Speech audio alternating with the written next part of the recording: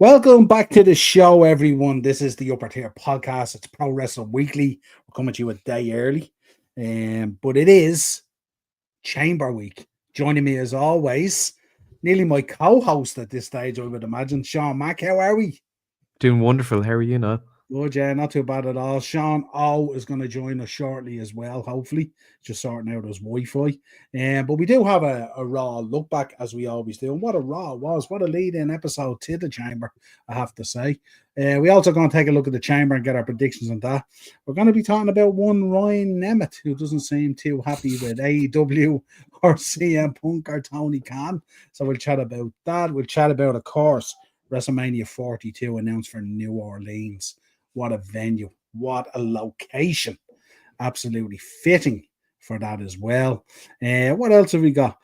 Apparently, the financial success of TKO and WWE over the last year or so, since the hostile merger, I would say, took place or whatever it is, doesn't seem that revenue stream has flown down to every staff member. Some disgruntled staff members working a lot more, getting paid a bit less and losing some benefits. So not too happy either. We'll touch on that.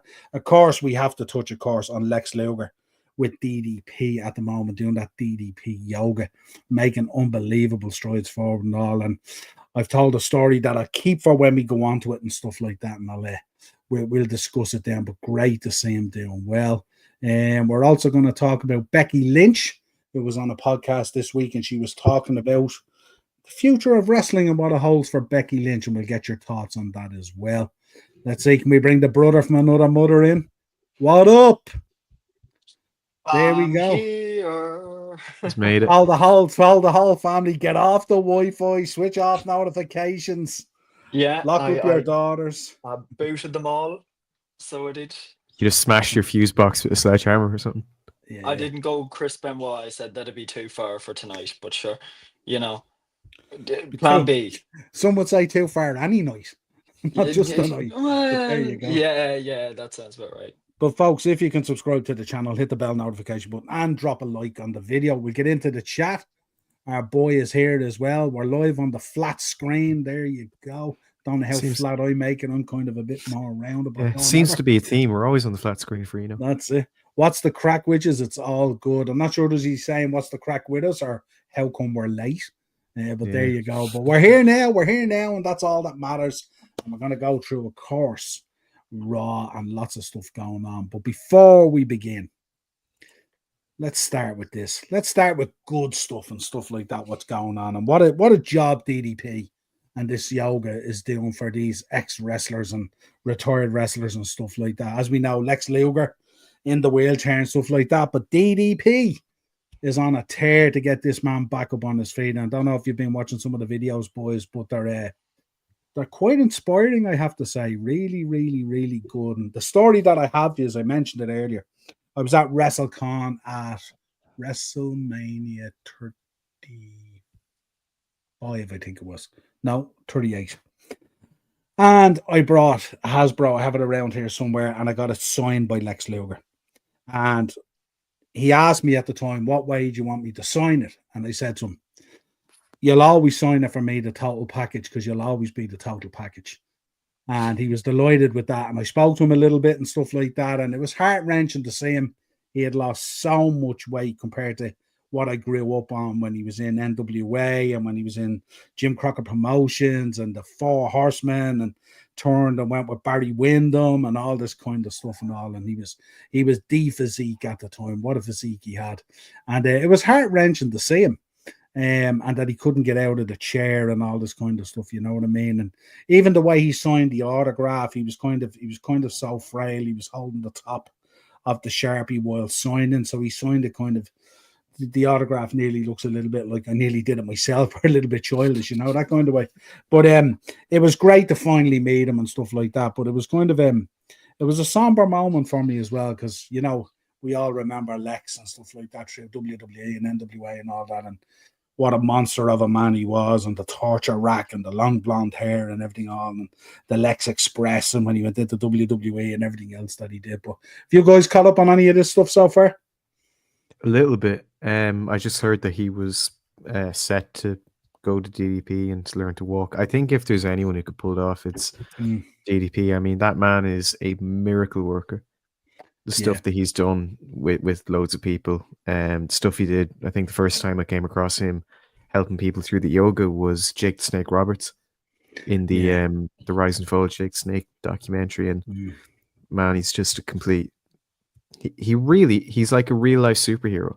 Yeah, you know, not all heroes wear capes, some wear bandanas. Yeah, and I've seen him do great things to people and make people who seem to be in unwinnable situations get out of them, be better. I think a recent one I saw was actually Butterbean. Couldn't walk without a cane. Was in a wheelchair. Couldn't walk without a cane. Couldn't even like bend his knees to not even touch his toes, but just to bend over. Couldn't even do that. And within a few weeks, he was walking and being able to bend over and stuff. So I really hope that Lex Luger can pull it off, because he was a great wrestler. We remember all he did, but also like he was a legend, and unfortunately that lifestyle can catch up to you in your older years. Yeah, absolutely. You know, the very least, he's always entertained us. The very least we can do is help him and hope that he can get the help he needs.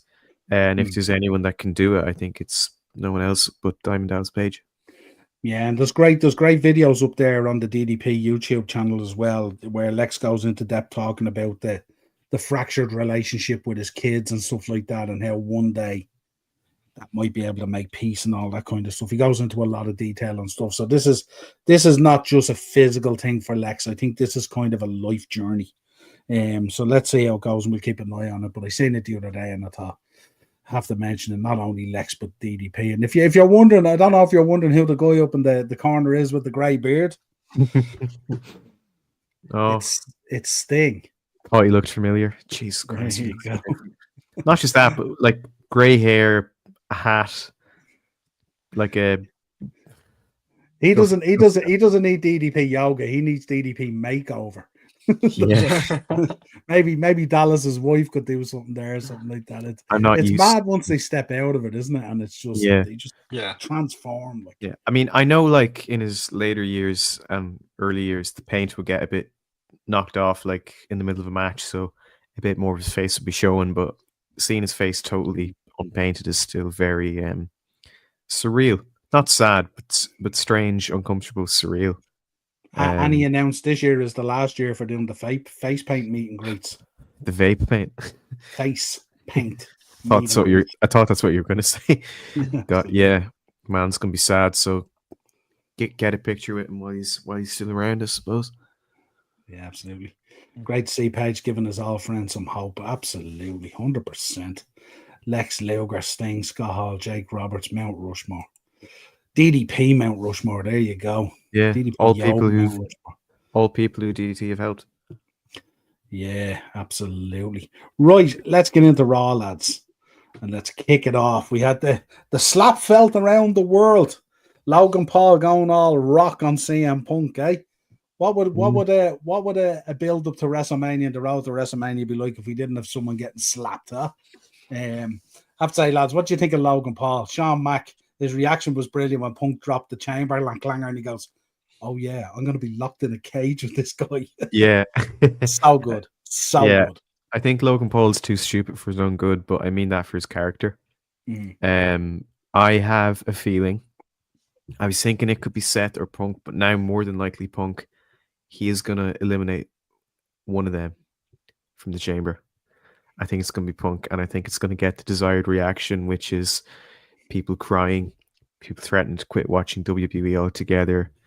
I will say, though, you have these three men in the same ring with microphones in their hand, and the best you can get is like a slap.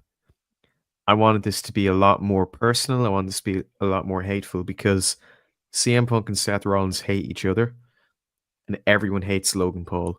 So I think that dynamic and that relationship possibly could have came across a bit better, but that's a small thing.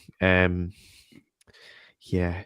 The thing is, if Logan actually does eliminate Punk or Seth, or God, it even just makes me shiver thinking about it. If he eliminates Cena, I don't know if I would be absolutely horrified and appalled beyond belief, or if appalled. I didn't mean to make that pun. Appalled beyond belief. I don't know. Or, yeah, appalling. That'd actually be a good name for a move, wouldn't it? Like appalling facebuster or impulsive instinct or something like that. I don't know. No, this is a good segment to kick off the show, and it makes me very excited to see what Logan Paul is going to do in the chamber. Hopefully, get locked in his pod, unable to get out, and then they eliminate him by default, and then they still can't get him out. And as they're taking apart the set, he has to live in that forever, and we don't see him again. The slap really is the ultimate insult, isn't it? Really, yeah. That or the low blow. It's so simple, but it's so embarrassing and petty and childish. So when you get hit with it, it's like. I did think when he stepped back and put the distance between them, I thought it was the kick to the balls was coming. That's what I really thought was coming, but he went with the slap anyway. Sean, triple threat. Yes. Penta picking up his first loss. Tough. Just tough. No, I enjoyed this match. I thought it was good to see Kaiser pick up the win, since leaving Imperium. He's been, if I could say, a regular on Raw the past few months, maybe.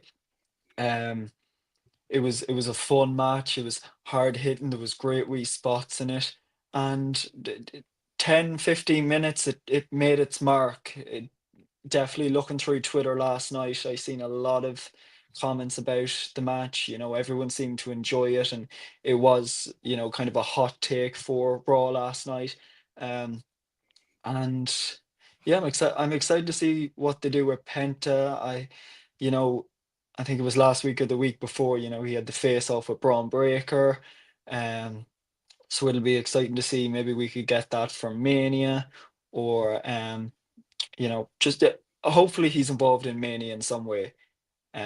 Because everyone's saying he has the best entrance in WWE currently, and I have to agree, his entrance is really cool. But no, it was great to see Kaiser pick up the win. He deserves it, so I'm excited to see where it goes. Sean, our friends the New Day, Sean Mack, our friends the New Day picking up the win against Wild and Cruz del Toro. The New Day picking up the win over the people from the LWO that isn't Rey Mysterio. That I definitely didn't look up the names from for. The WO. Yeah, from the yeah, God. This was all right. I feel the New Day, the act has started to kind of falter a little bit. So I think having these little wins doesn't really do too much to change either aspect. I mean, it was about as good of a match that I would expect between the 2025 New Day and the two lads from the LWO that's not Rey Mysterio in 2025, which was just fine. Could have done without it, but absolutely no trouble that it was there.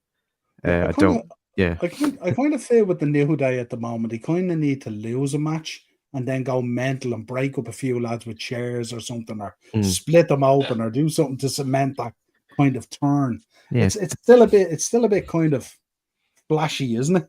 They need something to make excuses about and complain about and get upset about. But you can't really have that after beating people all the time. And it's fun to hate the New Day, so it's fun to hate them if they lose or do something. So I don't know. We'll have to see. Obviously, the next one up, Gunther defeated Akira Tozawa. I don't think we need to dwell on this in any way. I actually really like this. Best match of the night. Yeah. I liked how Gunther just handpicked him because he thought like he was going to be useless, and just like Jay, a goofball that is a total clown, not a serious wrestler, but the fans love him. If you only know Akira Tozawa from being a ninja and from being in Alpha Academy, you would be forgiven for forgetting that he is an amazing wrestler. And he can be a great wrestler. And I love how the crowd were super into his flurries and his licks, as little as he got in, and as short as those flurries were, they picked up. But then Gunther just smashed him. It was brutal. Now, unfortunately, I know that will not happen to Jey Uso at WrestleMania. This makes me think, oh, thank God he's going to destroy Jey Uso. But no, Jey Uso is going to find a way.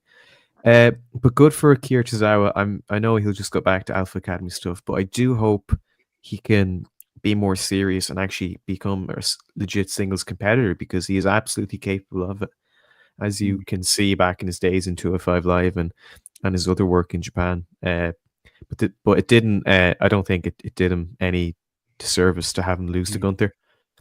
He looked well, did a good job selling really well and getting his flurries in. But yeah, just enjoy Gunther being dominant and having that title, because sadly by April I don't think it's gonna stay. Co-main event Jey Uso.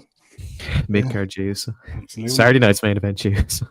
Next up was excellent, wasn't it? Lyra taking on Dakota Kai for the Intercontinental Championship. Lyra picking up the win.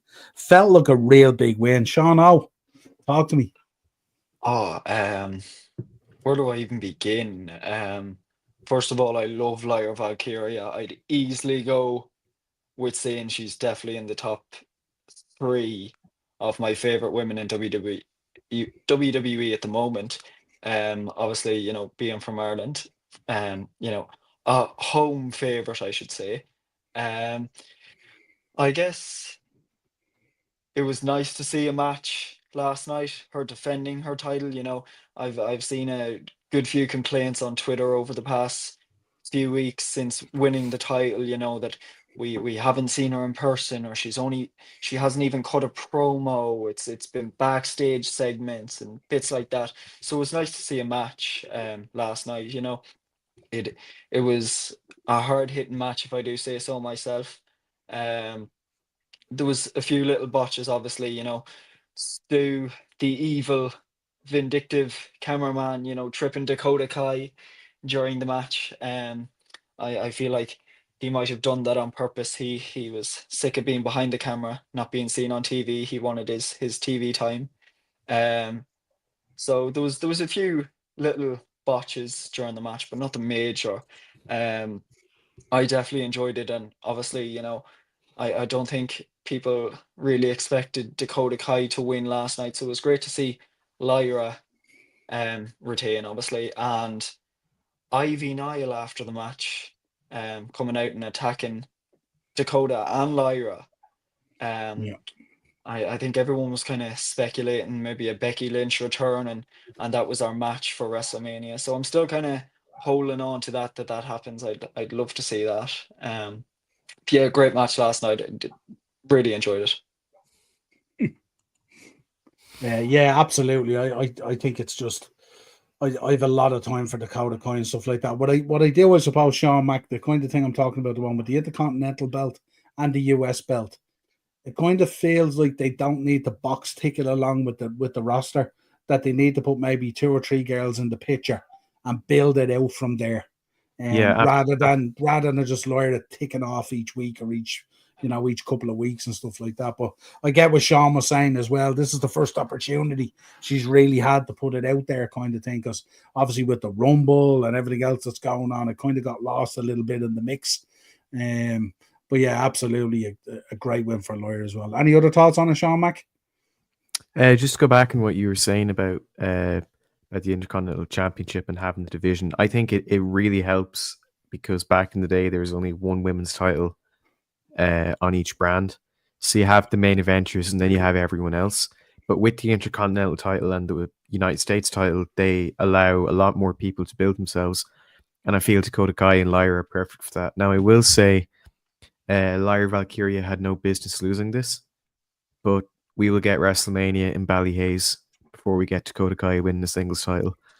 I would like to see her win something, because it feels like a bit like Sasha Banks at SummerSlam. It was at SummerSlam or WrestleMania. Her old record was she never won a match at SummerSlam, or was it never never held a title for longer than something. Whatever, I can't remember what it was, but it was Mania. really bad. Yeah, Mania. That's Yeah. what I'm thinking. It was really bad luck, and I feel Dakota Kai is kind of stuck like that. And she's in this never-ending spiral of getting injured, and then when she's not injured, either not being used right or not winning title opportunities or title matches. Always in the chase. Always in the chase. Always in the chase, never in the lead. But I think she can win it down the line, but I don't see them taking the belt off Lyra anytime soon, which I think is okay. But Twitter absolutely loved Dakota Kai, so Lyra Valkyria beating her here and beating her to get the title in the first place. will always sour on them. They won't forgive her for that. So you'll get your share of people beating beating down Lyra and saying she doesn't cut any promos. She does backstage segments where she talks to the camera, promotes something. I don't know about you, but that's my definition of a promo. But no, this is a really good match. I think she will need someone else. She'll need Ivy Nile, which she came out and did after. But part of me thinks if you're going to run Lyra and Dakota again and have Dakota lose and then have Ivy Nile lose her match, why not just have Ivy Nile win her match last week so she could have gotten the shot? I don't think she would have won, but it would have made more sense to have Lyra and Dakota down the line, and maybe Dakota probably would have had more chance to win then. But that's a very minor complaint. This is a really, really strong match. Yeah. Maybe I think it's probably the company is testing the water with Dakota Kai in terms of injuries and stuff like that. It's the last thing they want to do is maybe push the button, put a belt on her, push her to the moon, and all of a sudden she picks up another injury or something happens. So it's not unusual when people come back from injuries, and we know she's only back as well from the concussion protocol as well. So maybe the company wants to see maybe a solid 3-4 months of her not injured or not concussed, maybe, and then they can go, now you're ready. You know, maybe that's the case, I think, maybe. So we shall see. Braun Breaker defeated Dirty Dominic Mysterio via disqualification. Sean O. Oh. So I'm here then. We want me to do it? Yeah, please. Braun Breaker defeated Dominic. Dominic cheated.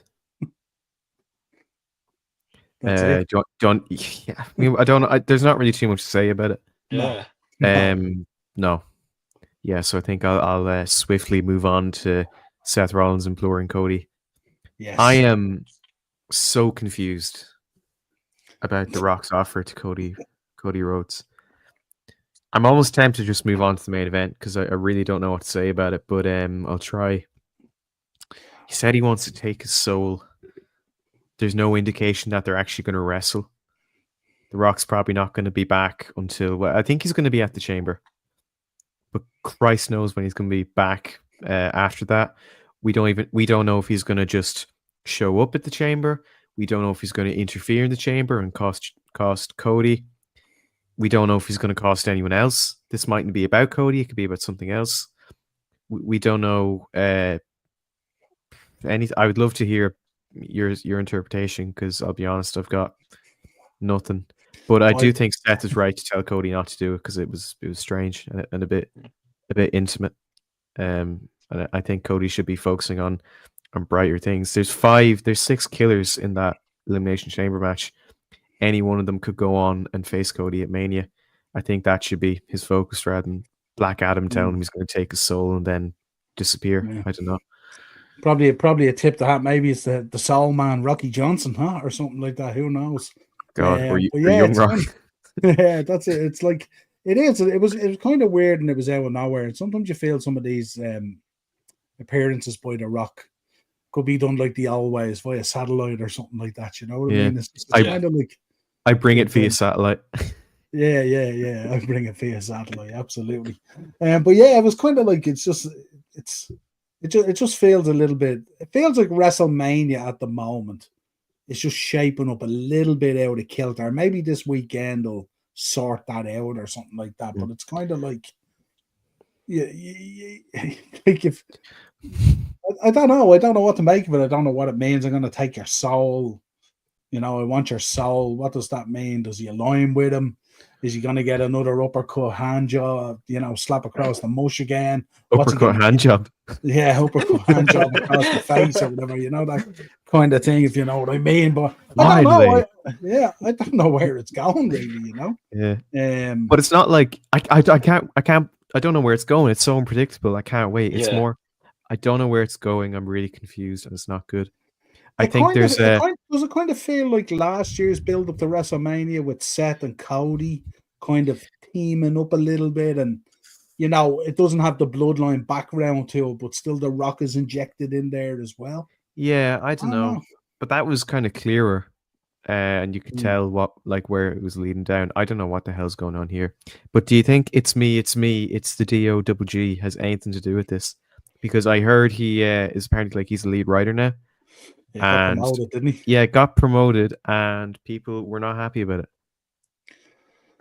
at all. Yeah, and I heard, looking at the structure of this card as well, I heard there was been soundings of a lot of discontent from the female division in the company as well, saying that there wasn't enough light being shone on stuff, and all of a sudden, we'll move on to the main event now. Of course, the tag belt's being shoved straight into the main event on Raw, which was an interesting move. Yeah, I think we'll just have to park the rock till we find out what the hell it is at the Chamber. A lot of people are talking about Cody turning heel and aligning with the Rock, and maybe doing the, Seth Rollins giving this guy advice to not align himself with board members or shareholders is kind of a pot kettle black, really, isn't it? Yeah. If you know your history. So, well, with the history between them at Mania last year, and also just because it's really strange. Yeah. It's like as if they're rolling it back just without the bloodline. It would be less strange if he was trying to lure him into a van with sweets or puppies or something. Or whipping him with a belt again or something like that. Yeah, which will probably happen at some point, or swearing again.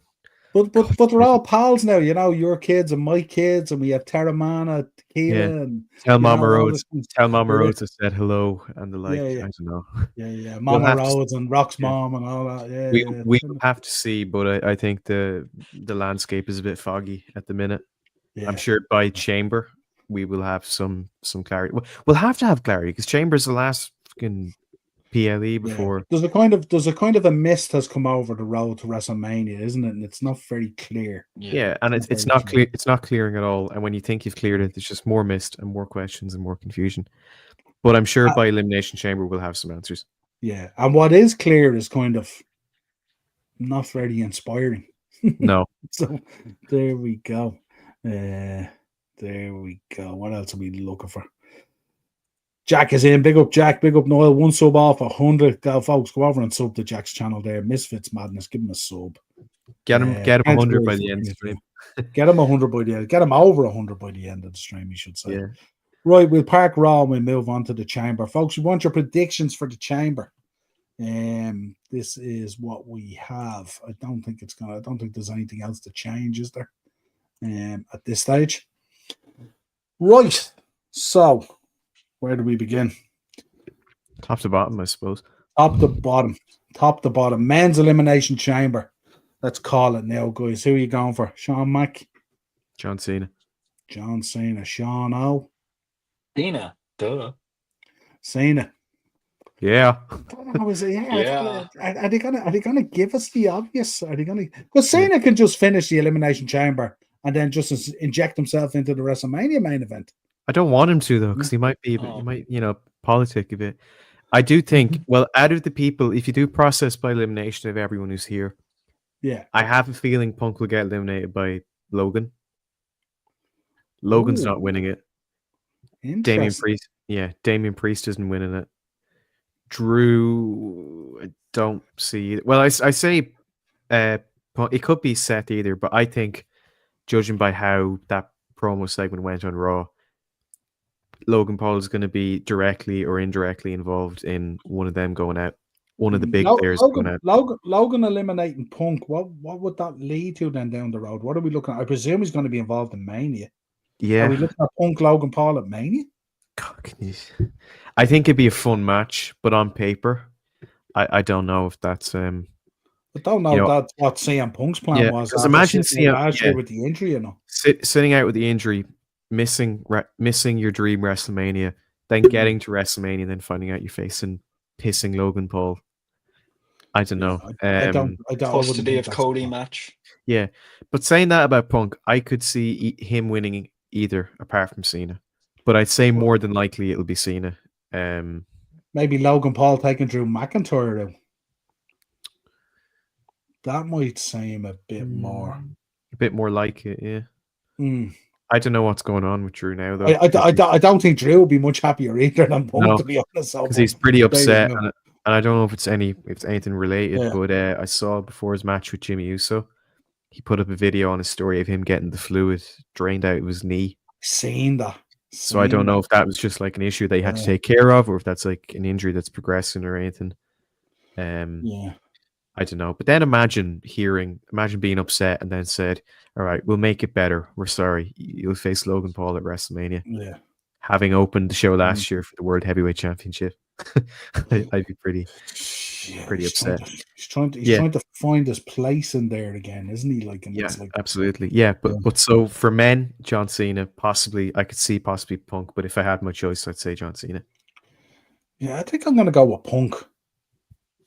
Go with Punk, and I think John Cena will just inject himself in there. Yeah. So yeah. So if he injects himself, would that make it a triple threat then, or something? Could make it a triple threat, and you don't need as much. You don't need as much babyface wave on Cena going in because you'll get that with Cody. So it's an easy way of dampening down Cena.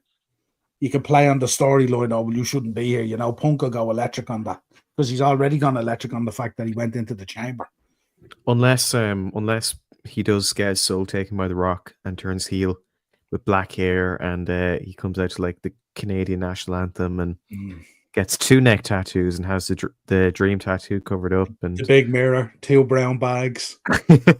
We're back, baby. You say that like that's not something I'd love to see. Mid-card waiting. Yeah, the mid-card mafia. That's it. Tell you.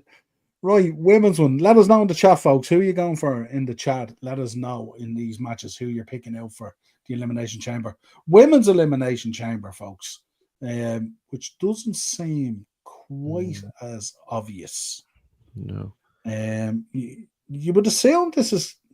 I have a funny feeling this is going to come down to Bianca and Naomi, yeah? What are you thinking? And these two are going to go at it. Like as the final two, or... Yeah, and I think at the end of this women's match, I wonder is that going to be the match that... Have they given the order in this yet? No, I'd presume the women's chamber match would open, and I only say that because it opened last year. Possibly. And they got to save everything for the men's chamber. Yeah, I wonder is this where Jade Cargill comes back out and then we get more visibility of what happened? Maybe. Like I would have said Liv, but the fact she just won the tag titles means that's not going to happen. No. But then at the same point, Bianca and Naomi respectively just lost their titles. So getting instantly shot back into the singles title picture, I'm not sure. Now, unless it's something to do with the storyline and it's revealed that one of them actually took out Jade Cargill. That's the talk going around, isn't it? I could see that. And if that was the case, I don't know. It's more than the talk is Bianca, and that Bianca potentially turns heel. I'd say that's more likely because she was teaming with Jade. So yeah, so I'd say maybe either Bianca wins or she eliminates Naomi or something like that. But then if it's Elimination Chamber, how's Jade Cargill going to get in? Now I say that these matches are designed, at the end. At the same point, these cages and structures are designed to keep people out until they don't keep people out. So I'm sure she'd find but you could see a situation where it goes up onto the screen and they show the actual footage then of the attack. Yeah. And you might have Naomi still in the chamber with Bianca. And you get that kind of, separated vision of both faces. Like what we had with Cody when he was sitting in the ring and Roman was on the ramp. And they play the footage and we find out that it's actually Bianca that actually attacked her. And Naomi just has that shocked look like she's just lost a friend. That kind of thing and stuff. Maybe that's the way they might go with it. I'm not too sure about Bayley and Alexa Bliss in it there. Look, I wouldn't be overly upset if either of them won it, but I don't think it's on the cards. I wouldn't see it. And for Roxanne, I think a good performance by her, like Tiffany Stratton had last year, is just as good as a win. Yeah, absolutely. But she's not going to win. So right. So who are we going for? I think I'm going with Bianca. Who are you going for? Yeah, I'd say Bianca, but again, not very clear whether or not that's for the good or the bad is to be determined. But I think Bianca heel would be very good. I think. Yeah. Like arrogant, but also really talented, and that kind of Street Profits chip on the shoulder kind of thing. Now, pretty cool. Like, Sean, you going with Bianca as well? Yeah, I think I got it. Yeah. Yeah, that's 3 of us for Bianca, so we shall see. We can't dwell on Cody Rhodes addresses the Rock's offer. I think, the women's chamber match will open, so that way they'll be able to clear 6 hours for this segment. Yeah, absolutely. Especially if Rock the Dwayne Johnson shows up. Yeah. Sure, even via satellite, they'd probably still play the entrance and the lighting and all that kind of stuff. And imagine him like just throwing loads of Cody merch into the harbor, just like he did to John Cena in the build up to. God, such a scumbag. Unsanctioned match: Kevin Owens versus Sami Zayn. Is this where we see the re-emergence of Randy Orton, or what are you thinking? I don't know. I do want to ask you, Niall. I know you were very critical of this as a program, but seeing how it's developed and how it's been built, are you slightly more interested in it, or is it because it was possibly going to be at WrestleMania and you didn't want to see it then? Yeah, I just look. I'm not against it, but I've seen it so many times. Yeah. I'm a big Kevin Owens fan. I think Kevin Owens is super. I think he's super talented. I think he can get real cerebral in the way he does stuff. He can take storylines into those really dark places, which is kind of cool, and make it very much believable and deliver a match that backs that up. With Sammy, it's kind of difficult because is he an Uzi? Is he part of Jackass? What is he? You know what I mean? It's just kind of weird, and it's like, if you're trying to convince me that you're serious this time because you took the pile driver and because he's not your mate anymore and all that kind of stuff, I'll roll with it, but it's, you know what I mean? It's not, I've seen it so many times now, you know what I mean? Like, you can imagine these two guys just having fun backstage before the match because they don't need to work out and out, because they literally know each other's heartbeat at this stage. No, I love them both, and they've had amazing matches, but just like anyone, there's only so many times I can see the same two people have the same match with each other without getting bored. Yeah, the fact that it's an unsanctioned match would lead me to believe that Orton, the Viper, is waiting there somewhere in the wings. Something's going to come out of that, and then potentially do we get Kevin versus Randy at Mania, and I would be all over that. Yeah, I do think, though, they have to take advantage of this being unsanctioned, and they have to push the button. Yeah, this isn't going. This is going to be kind of like what happened with the Randy match. Remember, where it never even really got to the ring, and it went full hardcore. Really, you know what I mean? And the camera shots were incredible. Like, cameraman did a standing job. But that was like an entertaining, fun, crazy hardcore. This can't be that. This has to be brutal. Because the thing of an unsanctioned match, it used to be they provide the ring, they provide the lights, they put it on after the show. But they say it's not canon, it doesn't matter, it's not sanctioned, you can leave if you want. So they really treat it as like an outlawed, dangerous thing that they felt ashamed of putting on. I think they kind of have to capture that. This has to be uncomfortable, brutal. There has to be at least 3 or 4 moments where I go and like put my hands on my head, not believing what I see, or worried one of them's dead. And I think now that Kevin Owens can do the package pile driver again, we might get close. But we'll have to see. But this is a match. I think it has a lot of potential. You'd imagine it'll end with 2 boys in an absolute mess, wouldn't you? Absolutely. Well, I'd like that. I won't be. But the thing is, if they haven't, but if you do a match 17 times and you get it perfect, you're probably not going to get it as perfect the 18th time. So I don't know if this is going to be bang on, just like their other matches in WWE and before WWE have been. Like that, I think I was watching back that match with when it was Generico and Steen in Ring of Honor. Jesus Christ, that match was disgusting. So if they could capture or summon some of that energy, I think that could be very, very interesting indeed. When you've had that kind of match, isn't it? It's like, where do you go? It's where do you go? Okay, you go in here, you make a truckload of cash, but it's so much more glossier. Like, it's just like it's crazy. And like I miss those days. I miss those days. Because we know both boys are super talented, and we know they'll convince you of anything, and it's I don't think that the friendship thing doesn't bite us enough. Sure, it doesn't. It doesn't like it's not truly that way. You know what I mean? And kind of cool. Do you think WWE would be the only company to have an unsanctioned match end in a no contest? Because I was going to say that could be the finish. I mean, it could be if they want to roll it into the big event. Then don't they? They sanction the unsanctioned match. Yeah, the unsanctioned sanctioned match. Yeah, they turned the Extreme Rules match into the Rules match. Something is just screaming Orton to me about this. So that's I get the feeling, and it's not like I wish on it either. Like, I don't wish bad on anyone's over that. I get the feeling if they're not careful with this match, if Orton's getting involved, the Sammy Kevin Owens situation could be a byproduct of what the actual story coming out of this is. But then I feel like this match has to be brutal, so they're going to have to hurt each other. And I feel if Randy interferes and helps someone, it might take away from it a little bit. So I'd say if Randy, either they do it well here, or maybe he just gets involved in the next SmackDown or the next Raw or something like that. Yeah, I don't know, but I think Randy and Kevin would be a brilliant match to have in Mania. We have to get through this one first, and I think it'll be Kevin Owens. Yeah, my gut is maybe they go with a triple threat, and then we're in trouble. Yeah, then we're in trouble. That's stretching it. So who we going? We're going with Kevin here for the win, not Sammy. Yeah, I am anyway. Or you're going for some sort of hokey kind of finish, basically. Referee stoppage. An unsanctioned match. Yeah. Tiffany Stratton and Trish Stratus versus Nia Jax and Candice LeRae. Sean O. I seen the two girls sporting the same gear. I seen that picture, Trish and Tiffany looking very well in those silvery grey jeans and tops. I have to say, they looked outstanding, as always. But go ahead. I just got a bit distracted there.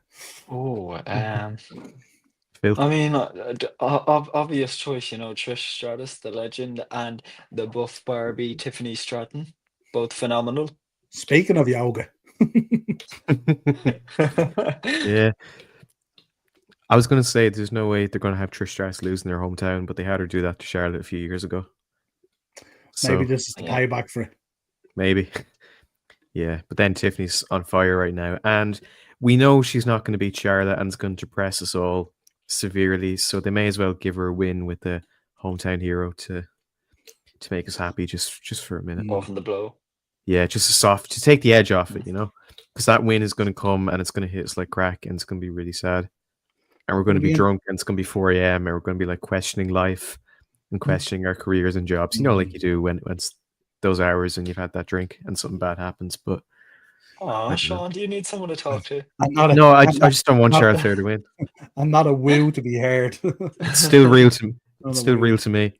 It's going to be very interesting to look at this Nia Jax Candice LeRae dynamic, isn't it? It's going to be. Is this Nia Jax using Candice LeRae as a kind of an object? More than likely, yeah, I'd say. Yeah, it's just going to be interesting. Who picks up the win here? Stratton and Stratus. Trish. Trying to think of a name. The SAS. Trishfany. Tiffinish. Tiffinish Stratus. Stratton and Stratus. Yeah, Tiffany Stratton. Trish Stratus. Yeah, I can't think of any other names. TNT. Yeah. TNT. Oh, yeah. TNT. That's actually a good one. There you go. I'm going to trademark that right now. Hang on. TNS. With the Barbie bombshells. Yeah, I just Trish Stratton, Trish Stratton. Fuck's sake, Tiffany Stratton, and Trish Stratus. I'll leave it there. That's what you're going with, then.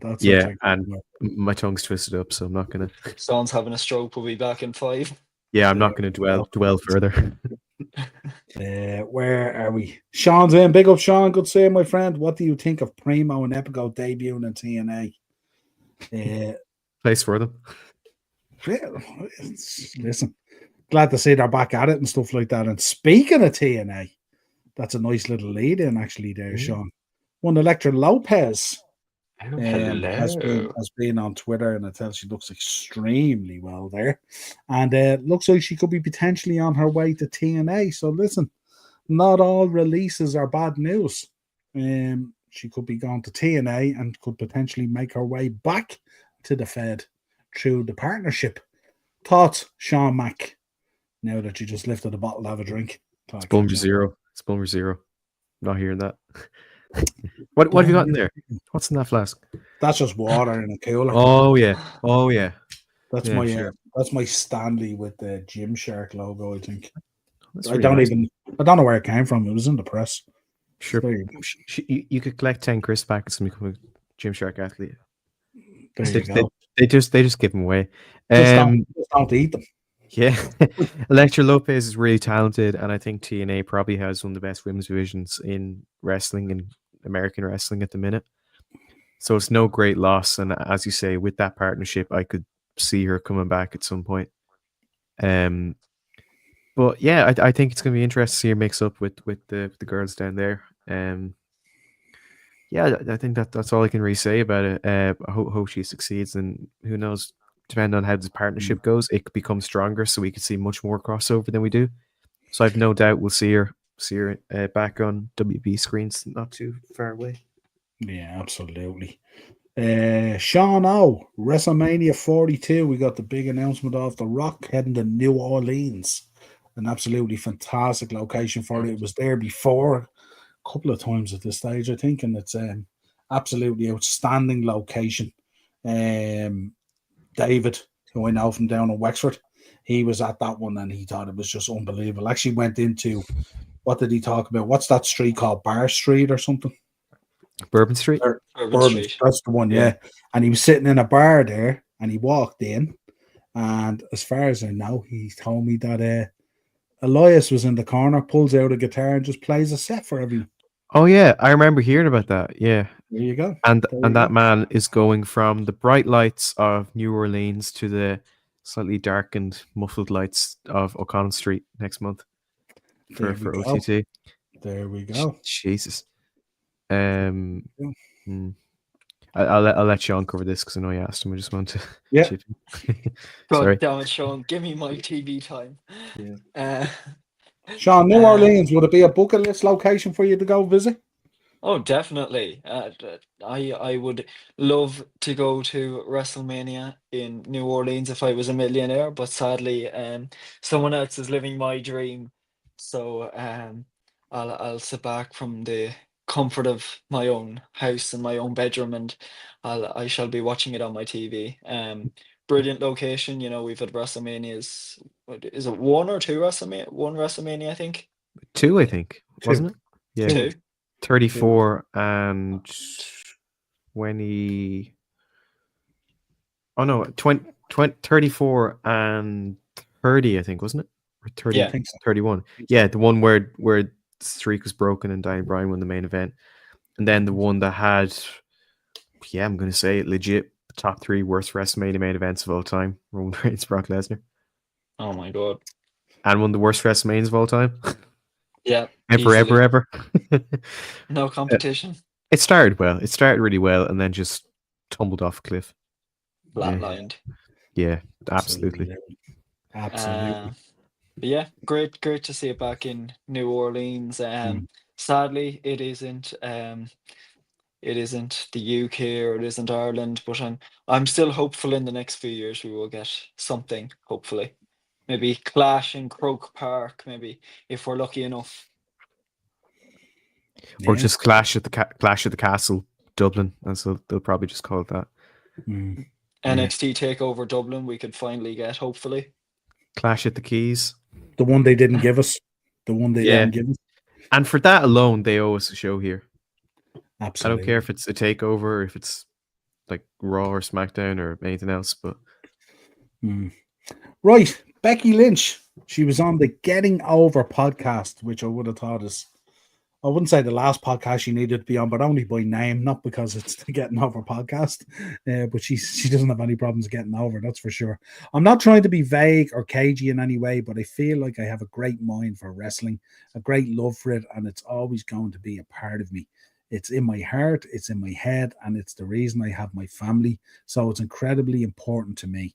I just don't know what that looks like in the future. She was being asked a question about going back wrestling and stuff like that and what the plans were. Now, we know that Becky is involved in a lot of projects at the moment outside of wrestling, in terms of acting and various things like that, and of course, and family and everything else that goes with it. What's your thoughts on this, Sean Mack? I think it's pretty reasonable. Taking time off and having the kid and everything. But the thing is, I don't think she can just come back like stepping away from anything, whether it be wrestling or whatever, for this amount of time, there's going to be, in wrestling, I suppose, ring rust. So that'll have to get shaken off, and she'd have to kind of get in that physical, like physical mode again, which is kind of hard to do once you switched off from it from a while. But I don't. The thing about Becky is, I feel they'd be tempted just to throw her back into the title picture like they always do with Charlotte Flair. And I'm not sure that's a good idea with Becky. So I'd say, obviously, like she's saying, it's incredibly important. So I've no doubt that she will be back at some point. She's not retiring or anything like that, or going to another company for now. But I would expect her to be back soon enough. She does not have any outlook. But as I said, like raising a child, but also all the other projects that she's been doing outside of WWE and outside of wrestling can take a hold. But yeah, no, I like Becky a lot. Obviously, one of our hometown heroes. So hopefully she'll be back soon. But I hope she'll be back with presence and with purpose, and not just to kind of wallow around and win a title. Yeah. Sean, I suppose the idea here is that, like, sometimes the longer you stay away, the bigger the impact when you come back, because Becky is kind of constantly spoke about in wrestling circles. So it's not like when they say it's only goodbye for now and all this kind of thing. And you know what I mean? She headed off, family, maybe she wants to have more kids, who knows? But very, very busy, obviously, with a lot of high-end projects, acting and all that kind of stuff, and shows and all the promotion that goes along with that and everything. A lot of what we wouldn't see over here compared to if you're in the States, probably flat out. And and holding down the fort, obviously, because obviously Seth is just flat out at the moment. You know, I'm sure he's just on the grind. What you're thinking on it? I mean, it's obviously doesn't sound like it's something imminent or something like that. Is it a case? Would it be a case if Charlotte wins the belt at Mania? Would the cushion blow for this, or the softener landing would be Becky walks out on the ramp and gives the stare down? Oh, I'd like to see that. Obviously with the history between Charlotte and Becky, there's a lot of history there. They were friends, then they're not, then they kind of are again. A roller coaster.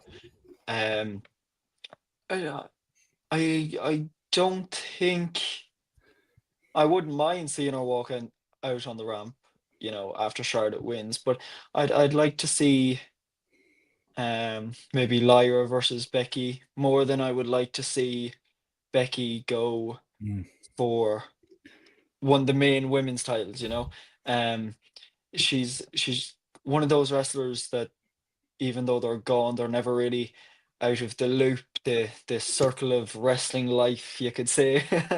um she's always been talked about. She's certainly not forgotten. So hopefully, when she returns, there'll be just as big of a pop, if not bigger, than last time. 100%. 100%. And but maybe take some time before throwing her into the title picture again. I'd Well, like to see what she can do more, or if not better, than she previously did.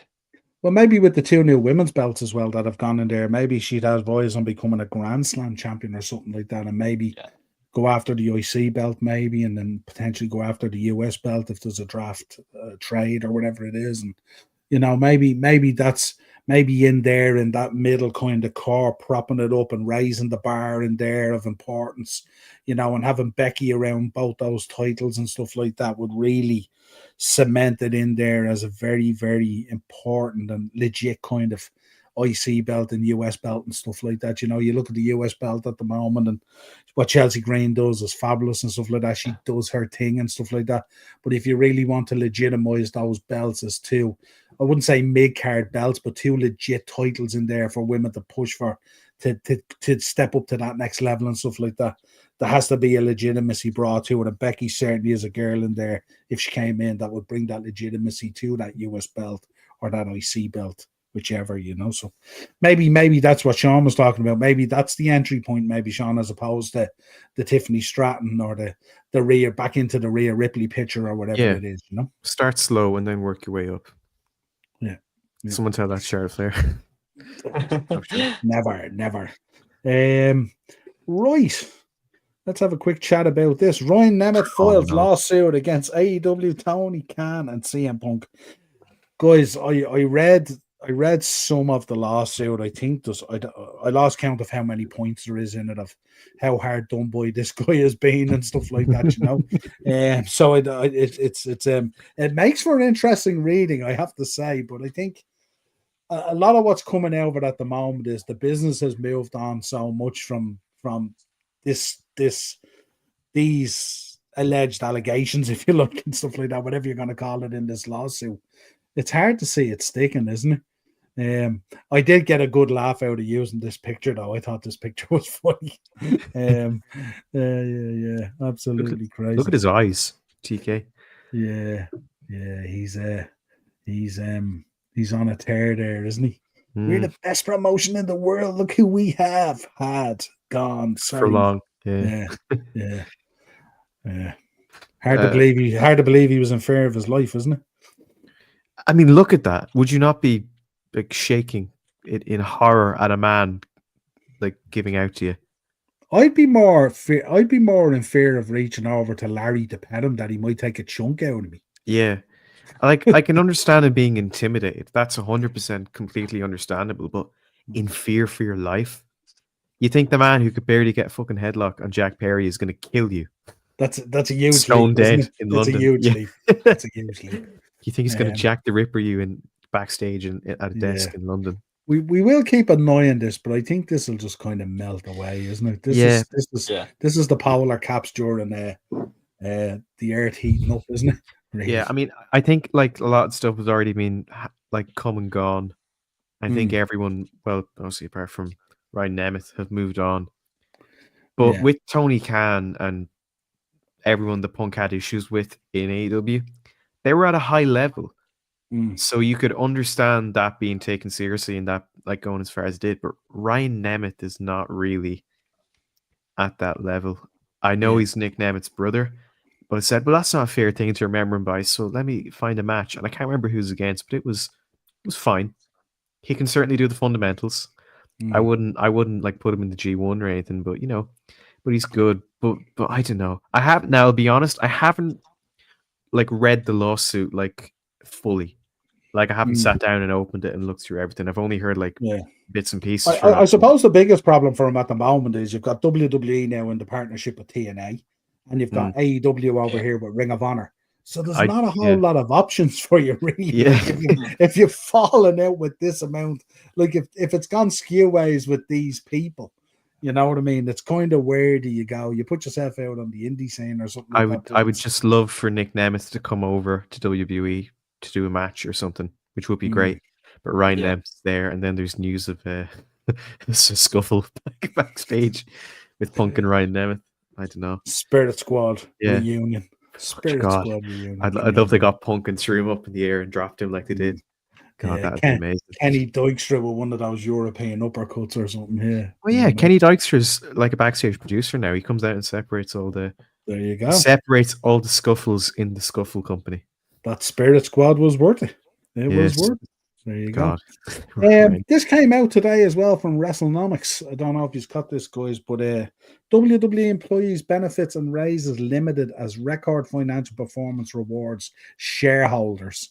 And as WWE continues to post record financial results, employees say they're seeing cutbacks in benefits and raises.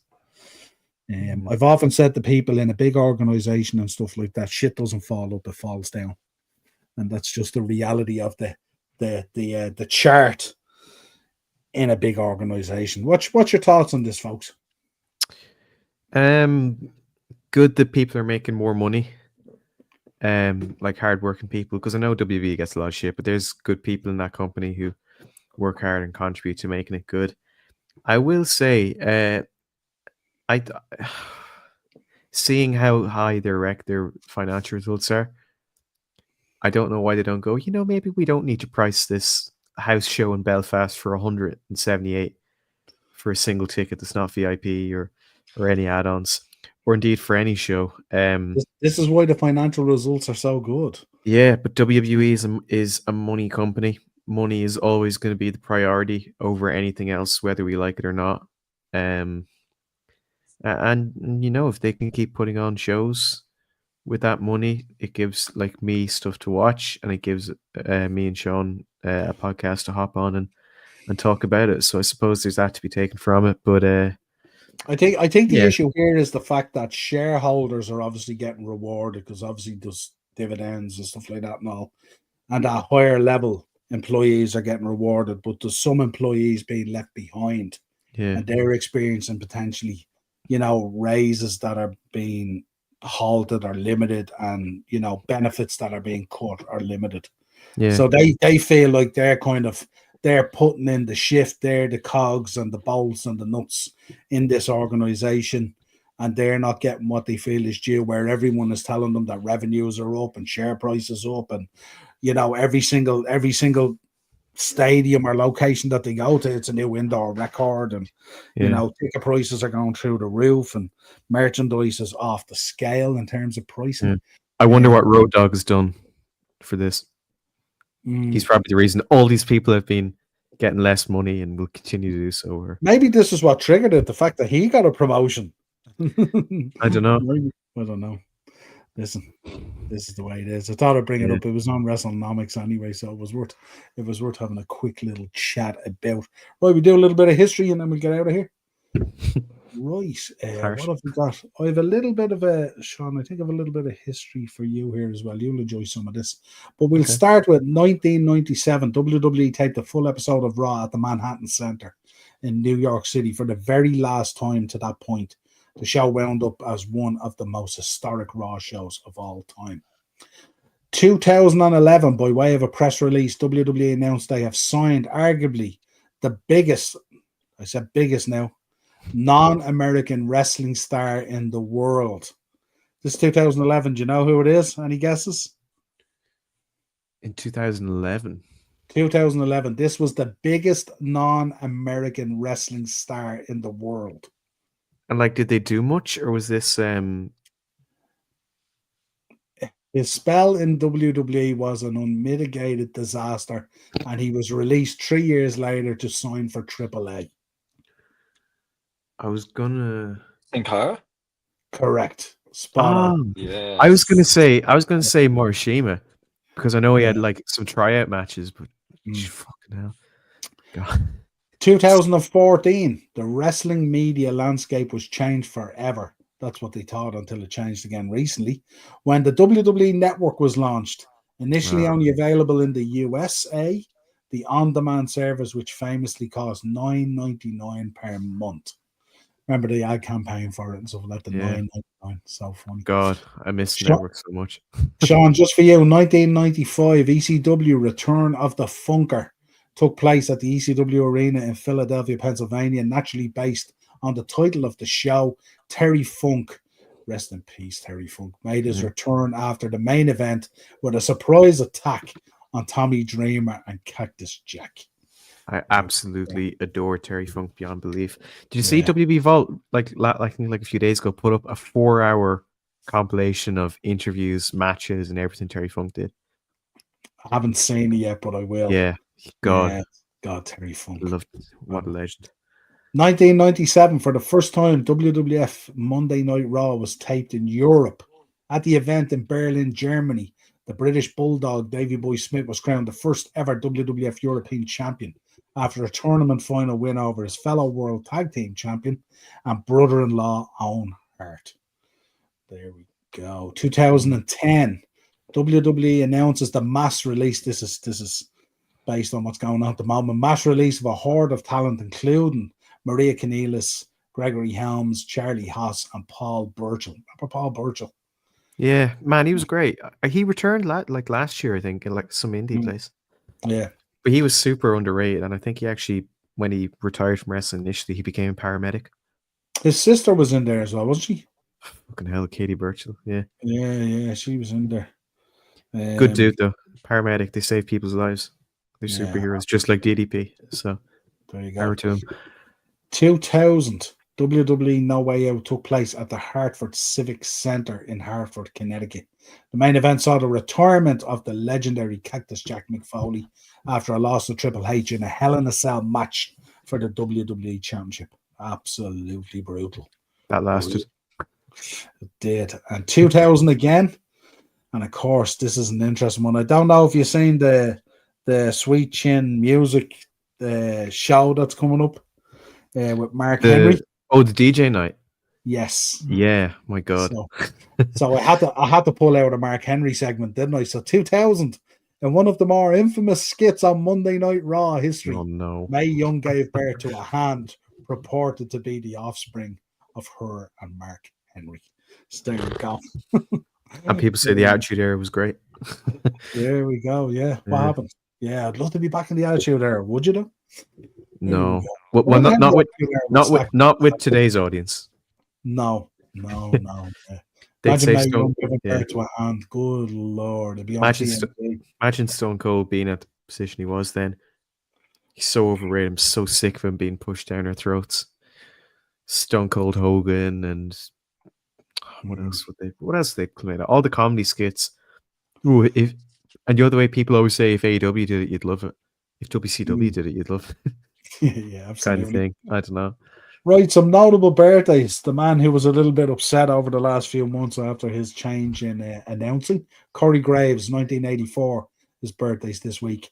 One who we mentioned already, Maria Kanellis, 1982. One Sean O'Hare, 1971, who should have been a megastar. Oh, he was great, wasn't he? Amazing. No relation. Ric Flair celebrates his birthday this week as well, 1949. How old is he now? 170. If 49 is on the birth cert, would you believe it even? No, I'd say it'd be at least 60 years before that. There we go. He's always looked 90. He's going to look younger when he's 90 than he did when he was like in his 40s. Like a fine wine. Yeah, he's like Benjamin more expensive with age. Like a fine wine, getting more expensive with age. He's like Benjamin Button, but he reverses front ways and then backwards and then also front. He can't decide. Father James Mitchell, who I had the pleasure of doing being at a karaoke night, 1965. I thought he was older. 1965, there you go. Vern Gagne, 1926. And then we rounded out with two. One's a legend who I'm a huge fan of, Ricky the Dragon Steamboat, 1953. And one Norman Smiley, 1965. Yeah, I thought I rounded out with two good ones. There you go. Is he still training in the Performance Center? Like training people? I think he is. You often see him in the background of stuff and all, don't you? Yeah. Have you caught LFG yet? Yes. A little bit. I just watched it this morning. I have a feeling that BJ will be in next year's Royal Rumble and he will come out at number 3 when like Gunther and JBL. Daniel Puder style. Yeah, just like poor old Daniel Puder. But no, it's an interesting show, but I like how they're all getting cut down and humbled. Instead of just like being pushed to the top. But I just hope something comes out of it. And who knows, maybe 30 years from now, one of them is going to start a YouTube channel talking about their experiences, just like Maven. Isn't it amazing? I don't know, Sean, now if you picked up on this when you watched it. Isn't it amazing when you see them all, even for the first time, you go, that person has something. That person has something. Yeah. And it's quite fairly obvious. Like, you know, you can really tell who has that something about them that can be molded and coached and all that kind of stuff. It's kind of cool. The coaches are at Bubba Ray is kind of cool. I was like Bubba Ray. Taker kind of comes across as if it's the last place he wants to be. Booker seems to be enjoying it, but Booker spends a lot of time down there anyway through NXT anyway, and great to see Mickey James in there and stuff like that as well. So nice little blend and mix in there. But yeah, there's it's kind of trying to narrow it down at the moment, stuff like that. But it's I always enjoy a cool concept and nice to see people starting out who eventually flourish and flower into wrestling stars and stuff like that. So it's pretty cool to see the beginnings of it and stuff like that as well. Like, I do think the cheerleader who was in the match, I think she's very, very talented if she hones her wrestling skills. She's really, really good. The other girl's very good as well. Powerhouse as well. She's really, really good as well. So plenty of time, and they have really good coaches and stuff like that. So I'm looking forward to the next few episodes and stuff like that, see how it all unfolds. But yeah, there we go. Well, let's take a few comments. Where are we? There, Sean was in. Look, Sin Cara. I used to love the blue matches, like the lights and everything. I thought that was class, but God. It's mad the way they brought him in, and it was a huge deal, wasn't it? I remember we used to bring in the Sin Cara costumes, and they used to fly out the door. My God. We thought Ray sold well. This keeps popping up about Vince McMahon starting his own company. What's that all about? I've heard he's speaking to people to get like a TV deal with Fox. But then who's going to wrestle for him? So I want to know. Yeah, I don't know. I know. BJ Ray. So, great show. Appreciate that, Eno. Yeah. It could produce the next Maven. So one of them eliminates Punk from the Rumble or something. Yeah. Or maybe it culminates in a match with Taker or something like that, and we roll back that whole Maven thing, don't we? I wish Maven they hadn't dropped the ball with Maven. And I hope if that unlucky person does ever have a match with Undertaker, Teddy Long arranges it. Fans chanting Hogan, we're coming for you. Booker T. Crazy. There you go. Right, that's it, folks. Thanks for joining us. If you could subscribe to the channel, hit the bell notification, but drop a like in the video. We will be back next week with a review of the Elimination Chamber, and we will be truly then on the road to WrestleMania in Vegas. And hopefully we have a clearer picture of what's unfolding, and maybe a little bit more of a settled plan of what's on the cards for WrestleMania. But until then, from myself and from Sean Mack and Sean O, thank you for joining me and giving up the time as always. And we'll talk again real soon. Cheers, lads. Our pleasure. Thank you.